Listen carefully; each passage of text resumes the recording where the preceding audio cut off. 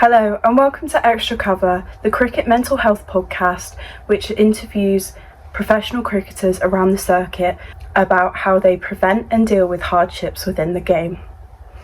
This podcast is brought to you by Not Out Mental Health, a brand which helps raise money and bring awareness to mental health charities within cricket.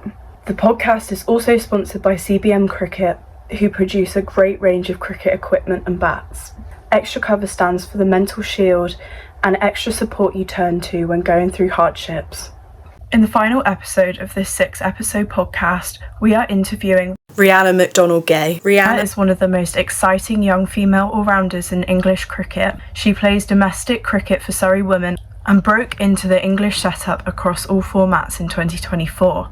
As a seam bowling all-rounder, she's already taken around 50 wickets in one-day cricket and average just above 20, marking her serious talent. What makes her journey even more interesting is how she's balanced elite cricket with education and everyday life. In this episode, we're talking about work-life balance and the pressures that come with both. So hi, how are you? I'm good, how are you? Yeah, I'm good, thanks. How's your week been so far? Yeah, it's been good, busy, but Yeah. not too bad. Yeah. Obviously, unfortunately, you've been out most of this winter because of an injury.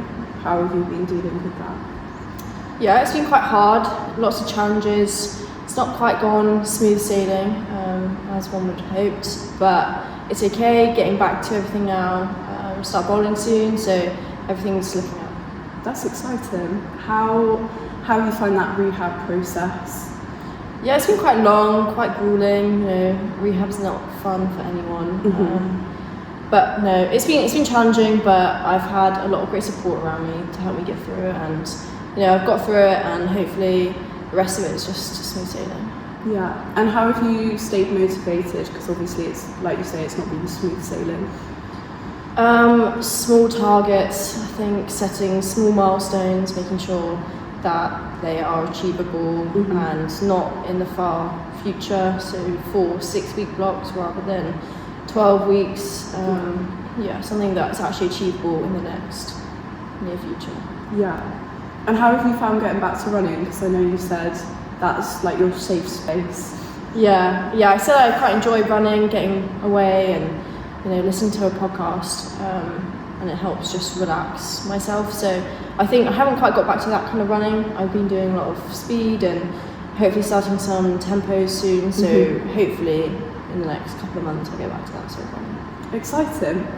Well, talking about balance and uni and cricket, that's a big focus of today's episode. Obviously, like growing up, you had so many hurdles with your sport, both hockey and cricket, but also your academics, like coming to Loughborough, a very high achieving uni, like, you need to be committed in your academics. What did a normal week look for you back then when you were at school? Yeah, so it was quite a lot. So when I was probably going through GCSE time, I went to a grammar school, so a state school, and I'd get involved in the clubs and do as much sport as I can and as much as they offered. It was an all-girls school, so sometimes sport is challenging in that environment. But I was playing sport every day, after school, at lunchtime, even after school clubs, and then after school training at club stuff. It was really busy, probably playing hockey about 4 or 5 times a week, probably quite similar with cricket, trying to get to cricket from hockey and vice versa, and playing all the other sports that I like to play, like rounders, socials at school. Played a bit of rugby at school, and I did athletics, so it was just all these things that I enjoyed, and I found that sport was that safe space and a really sociable environment for me to spend time with friends in, that I could actually then justify being there rather than being busy. It's hard to meet up with friends doing I don't know, if you go for drinks or coffee or anything like that, it's really hard to do that because there's not a lot of time in the day.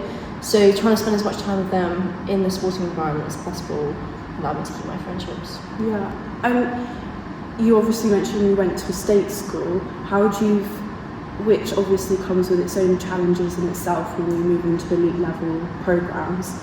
How did you manage to like monitor your energy levels and your commitments when you didn't have that extra support at school? It was definitely challenging. I think the school was great, to be honest with you. I was always in the PE department, always asking if we can set up more fixtures and do more things. We played a lot of softball, cricket.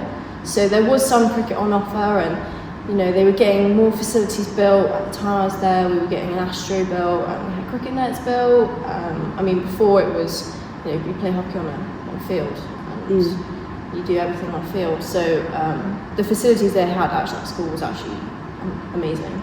So I definitely think that was great. And it was just a lot of commitment outside, trying to get to those one-to-ones and extra coaching and extra this and extra that. How do you feel like your parents played a part in that? Because taking you to and from all these extracurricular activities, obviously you can't lean on school to take responsibility for that travel.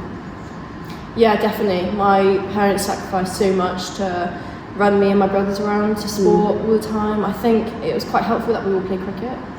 All in the same areas, all playing the same clubs. We were all quite at similar levels. We all played county, and then from there I sort of progressed up, and my brothers started taking on rugby. So it was, my brothers went to rugby and I went to hockey or cricket, and one of my parents would go to one of us.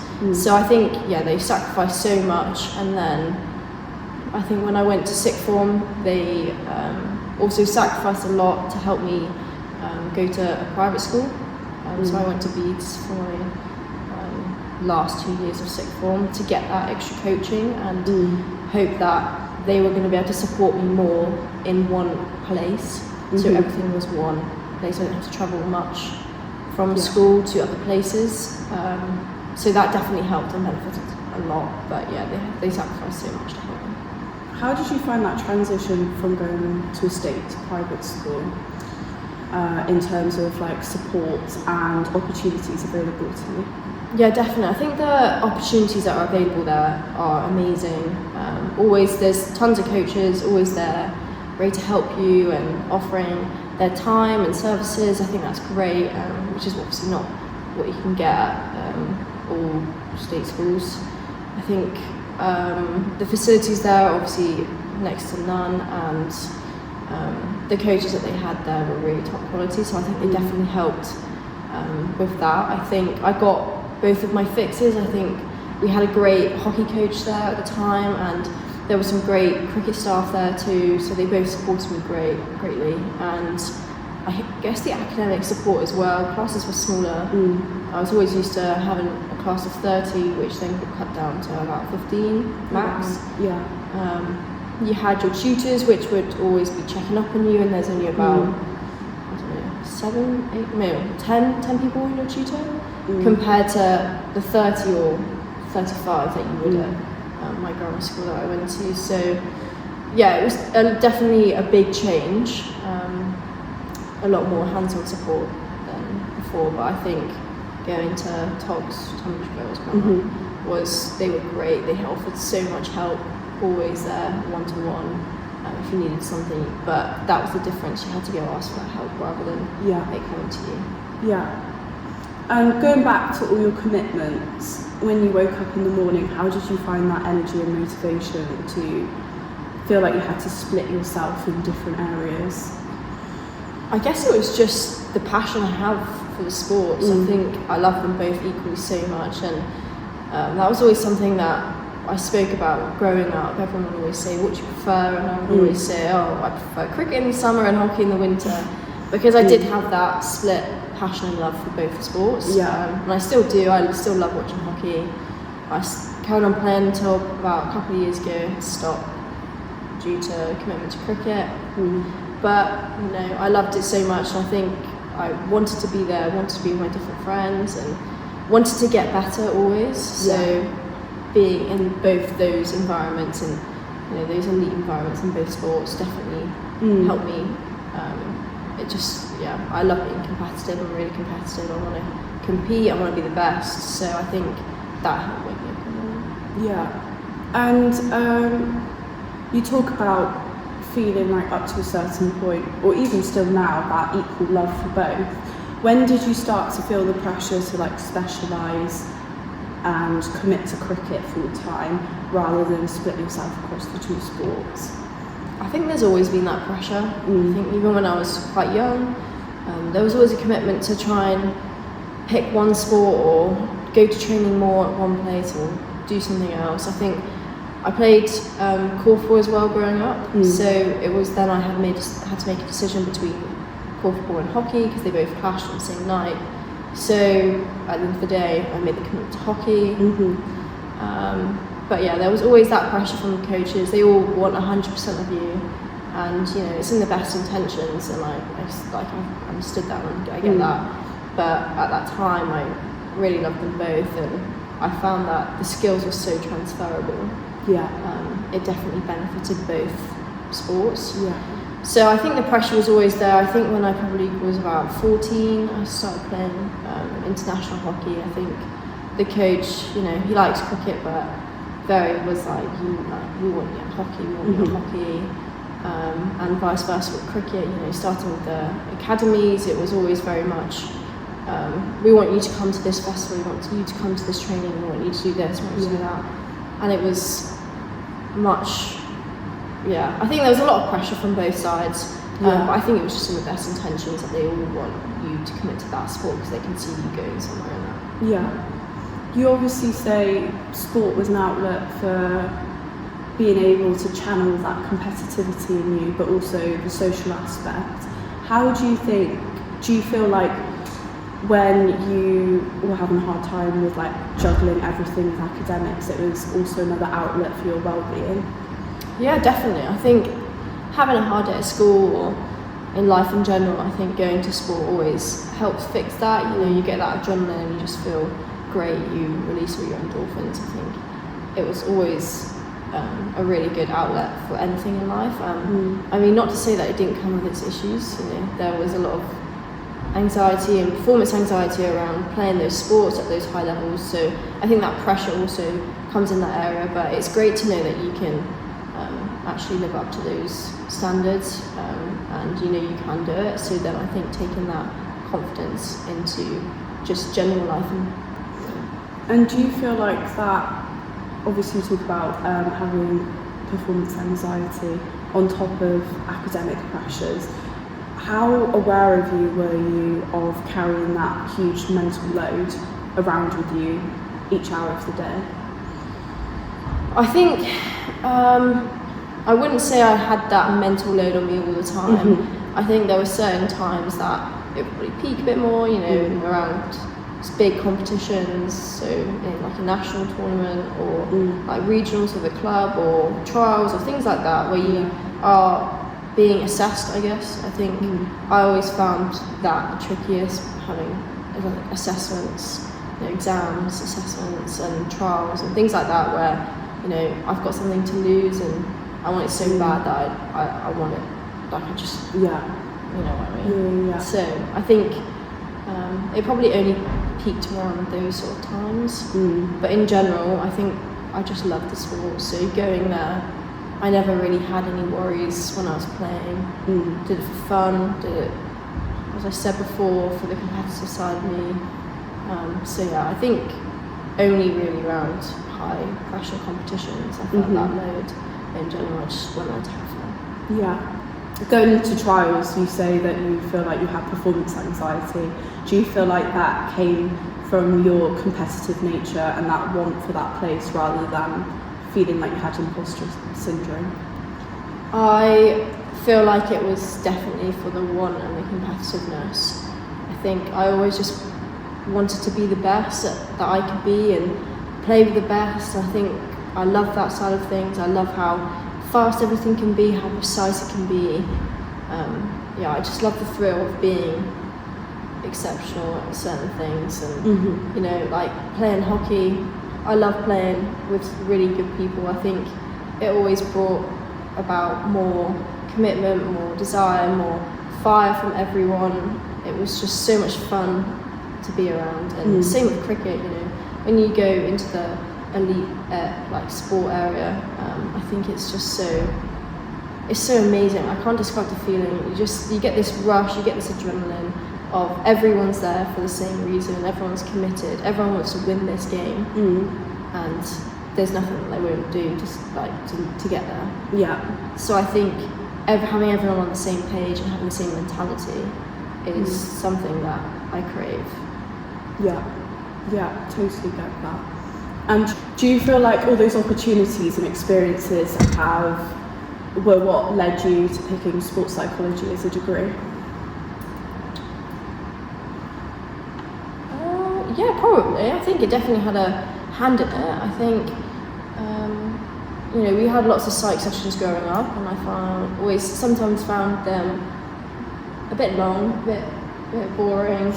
I think sometimes there are things there, and actually realising that you can overcome things just by having different techniques, different strategies, things like that. I think once I learned how to deal with that in life in general, and how to balance and how to sport and academic side of things, and how to deal with pressure and how to least feel the pressure, I guess, I then sort of got opened up to the realisation that it is helpful.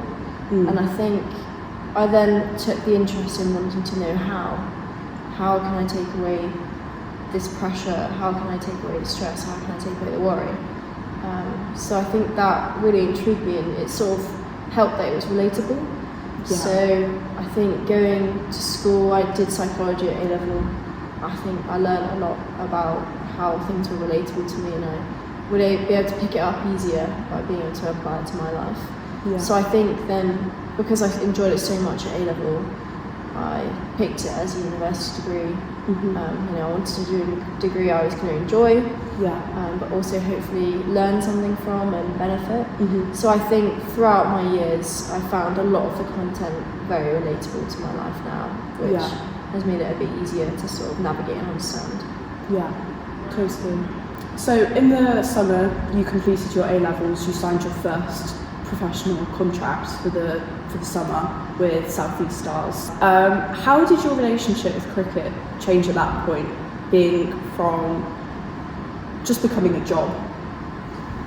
I think it didn't change that much. I was still doing the same training and the same travel and everything, and I was still committed to the same level. I think signing that piece of paper, it made me eligible to play in the matches, but it didn't change anything about my mentality of how I approached cricket.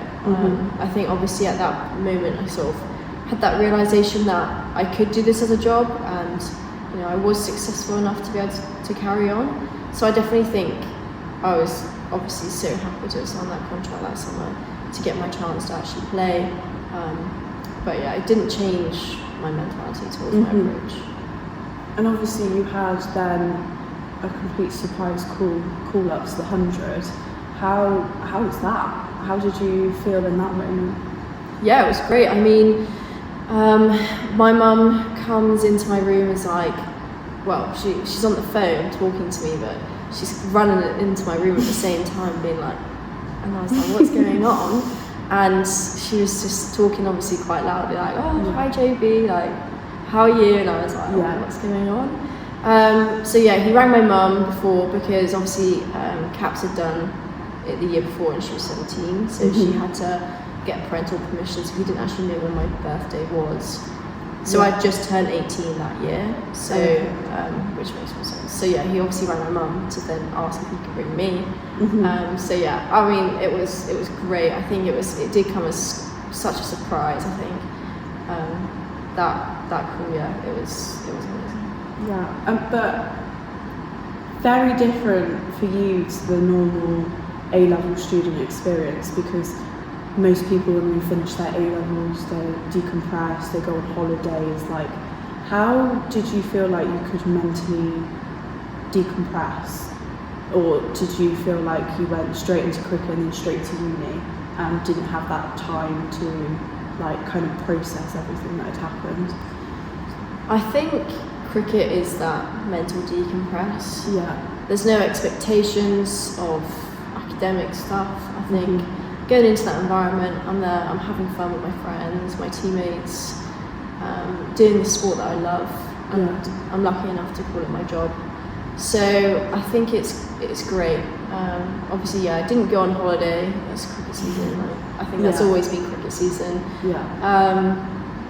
But it was amazing. I think that month I had in London was one of the best times, and it sort of made me realise what I can achieve in the cricketing world and what's out there. Yeah. And the opportunities that I get to travel the world. I think from that moment, I've gone on multiple tours and I've seen so much part of the world, and I've loved it. I've loved every second of it, and I'm really lucky and grateful to be able to do it. But it's quite non-stop. I think after this year it would be nice to actually have an October off. Yeah. I'm actually going to go on holiday rather than being at uni, so definitely. But no, I think cricket is that mental decompress. Yeah.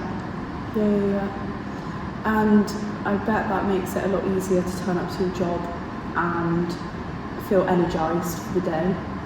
Yeah, definitely. I mean, there are definitely some days that you feel exhausted and mentally taxed and all that jazz, but I think at the end of the day it is your job. You do have to turn up and you do have to keep trying to be the best you can be, especially if you have certain goals in mind, and I want to play for England, I want to play as much as I can for as long as I can, so to have that target and that dream, it makes it so much easier to show up on those hard days.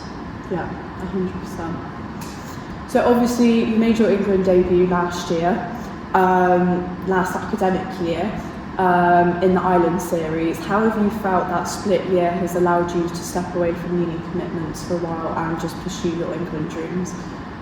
Yeah, it's been definitely a lot, really, really helpful. I think that it's given me the time to be able to train and give my 100% into cricket. I feel like in my second year, I wasn't really here. I was on tour a lot, and I find my winters I can spend I try to spend as much time at Loughborough as I can, because I know that cricket season is going to be demanding, and I'm going to have to go back and play games during the season or during the term. So I've always tried to balance it that way and be here in the winter and then be at home in the summer. But that second year I wasn't here in the winter. We were on a lot of tours that whole time. I was barely in the country for about 4 months. So I loved it. And it just having to go away and do a lot of work on tour was something that I knew I needed to balance, and I did. But it was definitely really hard. So I think going into my final year, it was just easier to split it. It was the right decision. There was only really that decision to make. I think there was no real other choice. I think some people have done it straight through, but I feel like with my degree, having a dissertation as well, made it more challenging to do it throughout the 1 year. So I think it's definitely given me a lot of time to spend and have more commitment to both, rather than trying to find time in cricket to do uni. And how do you feel like you regulate yourself on those tours where you feel like you have to take yourself away from the environment to do your work? I think that I find time in the day that people don't necessarily think about. Right. So I find that in Oman, for example, I found it easier to do it in the evenings because there's someone down at 4 o'clock. You'd go out, you'd have dinner, you'd come back, and you might have a bit of social time, but at that moment I'd probably stay for about 20 minutes and have to go to my room, and then I'd work until about 10 o'clock. And so I'd probably work 8 till 10, and that would be most nights. It was easier, especially in certain countries that there's not loads to go out and do and see. But it's definitely challenging. I think going to Australia, that was a different challenge because there's always places you can go, it's quite safe, there's loads of things to see, there's loads of things to do. But yeah, it's just trying to actually structure my time well during the day, and not waste a lot of time doing meaningless things. I found that has definitely helped. And do you lean on support staff to help you with that, or is that something that you manage yourself? That's something mainly I manage myself. I think on tour, that's something I manage myself, except when I have exams. Obviously I have to get certain staff members to help invigilate exams and go the extra mile and help me do that sort of things. So yeah, really appreciative of that. But during training days, it's all down to me, you know, at the end of the day, it's me who made these commitments, so I've got to fulfill them.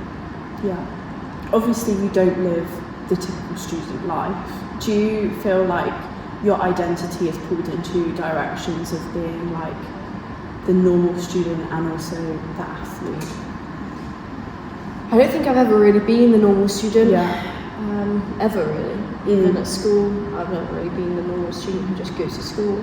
I've always been the athlete who does it all at the same time. So I think that's definitely something that I've been throughout my whole cricketing journey, especially since I signed that first professional contract. I think it does take a lot of people by surprise that I am at uni. I think they didn't realise how far I've gone. I've done, obviously everyone's like, oh, what year are you? And I'm like, oh, it's my 4th year. They're like, wow, I've done 4 years at Loughborough. So I think it does take a lot of people by surprise that I've been doing this. I'm not sure if that's a good or bad thing, but yeah, definitely. I think I've always been that cricketer and athlete rather than the student. But I guess those are the sacrifices you need to make to be the athlete.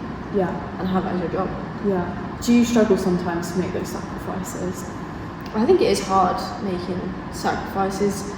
Obviously, I'd love to come and spend as much time with people, but at the end of the day, it's about balancing and knowing which sacrifices are the right ones to make. You know, I do enjoy social like everyone else, but it's picking the time and place and making sure that it actually goes and fits in nicely with the schedule rather than doing it on a whim. So I don't regret them, because at the end of the day, I do it for my career. And that's the reason I want to do it. Obviously, sometimes it is hard to see other people go out and spend time and socialise and do all these things that I might not necessarily choose to do, but at the end of the day, that is my decision, and I love the decisions that I made. So you spoke about Australia and being out there and balancing academics, and obviously the women's game is growing, so it's not just exposure on the pitch, it's exposure outside of the game as well. How do you feel like you manage that social pressure when you're out on such a monumental tour? Yeah, it was hard. Obviously I came in and I was there the whole time, but I wasn't included in the T20 and ODI squads, but I was always there training, so I could see what was going on in the training grounds and at the matches and everything, and it was definitely hard to sort of watch. You know, there's a lot of outside noise, a lot of media attention. Most of it was pretty negative. It was obviously that's challenging to do alongside whilst you're losing, and obviously with it being in Ashes, it's such a monumental time that there's always going to be those sort of pressures around. I think that coming in for the test match at the end presented another challenge in itself. You know, we'd already lost, so then it was sort of trying to find that motivation to actually go out there and stick it to them and try and win and all these things, which obviously we were unsuccessful, but I feel like personally I had a great time. It was a great experience, playing against some of these world-class players. Really, you know, it's challenging, it's tough, it's really hard, but it's a great challenge and I love that.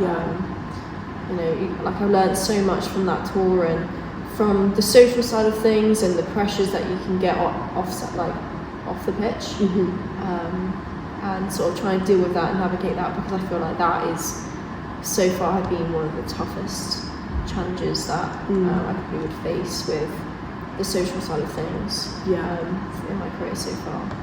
But I think I handled it reasonably well. I mean, as well as I probably could have for the time, and the experience I had, obviously it was with debut Ashes, so didn't really know what was going on most of the time. So lots of questions asked, lots of learnings. But yeah, definitely I tried my best. Obviously during that Ashes series there was a lot of negative media exposure, not just on performances but the group as a whole.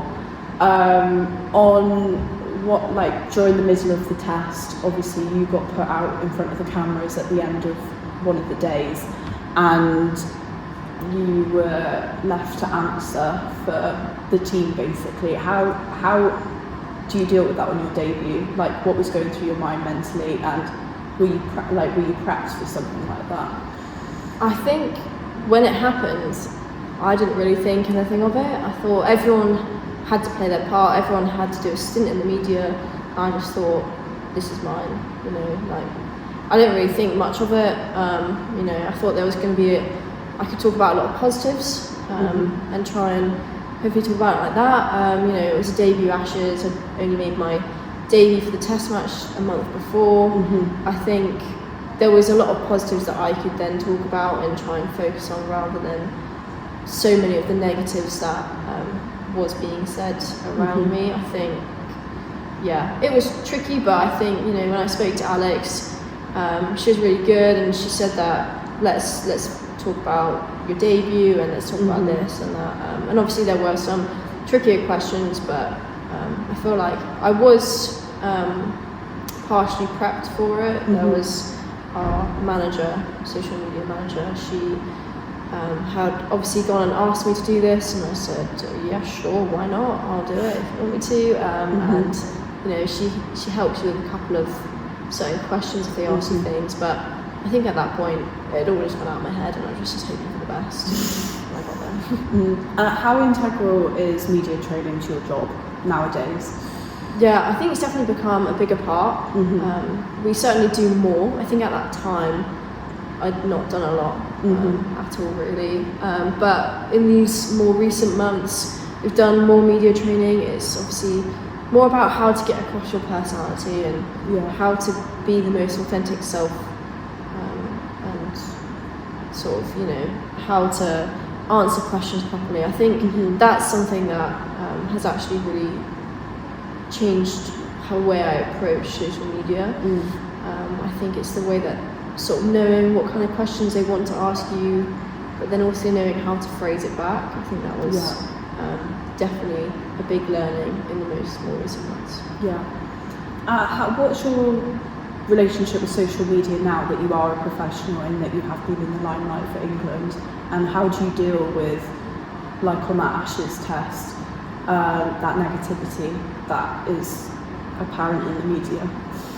I think the negatives in the social media, it was quite challenging, but at the end of the day, no one meant me to drop catches. And I think when I said that in the interview, I was telling the truth. It wasn't an excuse, it wasn't anything. No one does mean to make these mistakes, we're all human.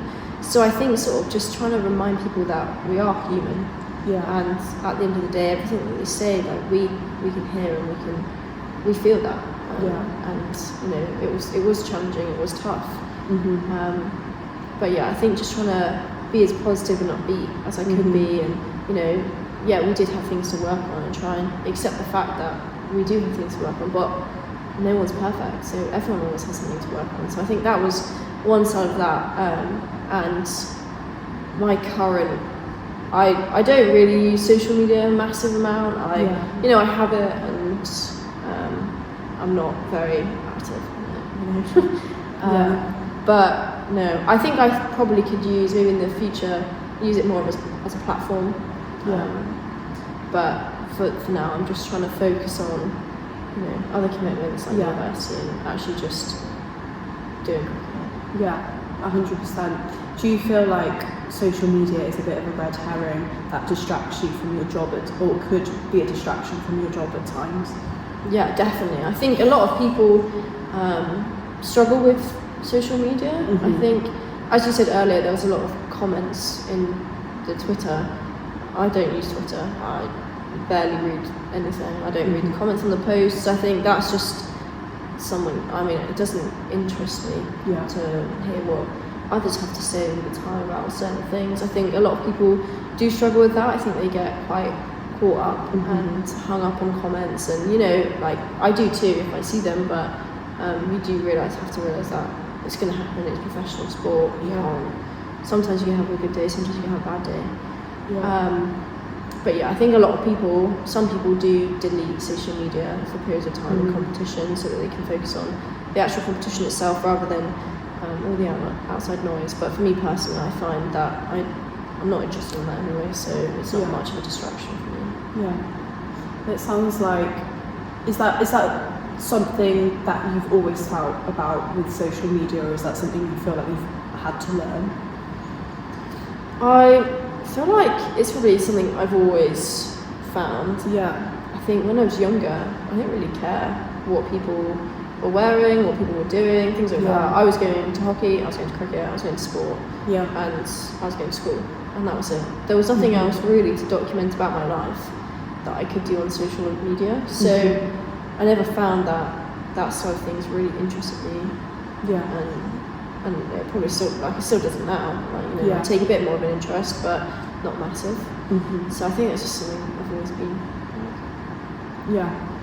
So being on an international stage comes with different social and mental pressures, obviously. How do you feel like your relationship with pressure has changed due to this international exposure?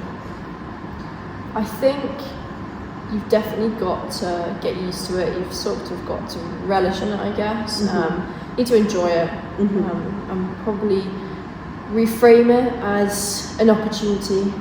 I think that's what I'm trying to see it as. I get an opportunity to play for my country and represent and do the best and compete at the best level. So I think seeing that as an opportunity rather than pressure to succeed is something that I've definitely learned recently. I think obviously when you first make your debut it's hard to not feel that pressure, and I definitely did in Ireland, but I think as I've gone on I have just learned to enjoy it more, and at the end of the day that is what we're here to do. I'm here to enjoy it, I'm here to have fun, as well as represent my country. And what's your outlet for that pressure or just built up stress? I think having good things to do away from cricket. I play a lot of cards with teammates on travel and after travel. I think that's something else that we can be really competitive at, but it also means nothing. So it's a great outlet because you get all that adrenaline, you get those endorphins and things like that. I also enjoy doing more relaxing things like Sudoku and doing a puzzle now and again. But I think it's just finding things, the way to slow things down and break things up, and actually apply your mind to other areas, that it's not always just thinking about whatever stress or pressure you have in your head. Have there been any senior members of the cricket team that you feel like have kind of guided you or helped you like transition into that international environment?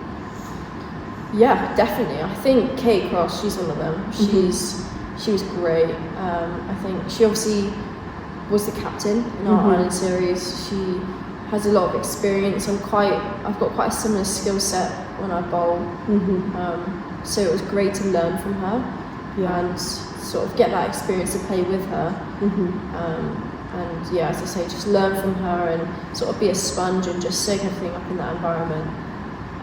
She was great, and I think obviously her leading side, she did it so well, and she made you feel really comfortable. And even after the games and training, she'd talk to you about loads of different things, and it was so nice. And then in Australia and the test match, obviously she couldn't play the test match due to injury, but she was there supporting me the whole time, encouraging me on, even though she was unfortunate enough to miss out on the game. So I think she's been brilliant, and in Australia, in the prep that we had, she was great, even though she was tackling her own challenges of injury and pressures, and she wants to play that Ashes series, and we all want to play.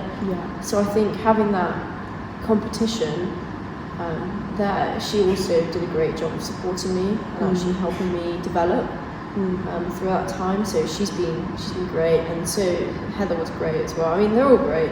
They're all really good. I think the people that I probably knew more about, so Heather obviously being captain, she definitely helped me out with a lot of unknowns, setting fields in the red ball game. They've done that. So she sort of took that responsibility on her shoulders and said, you know what, I'll do that, and you just bowl, you do best.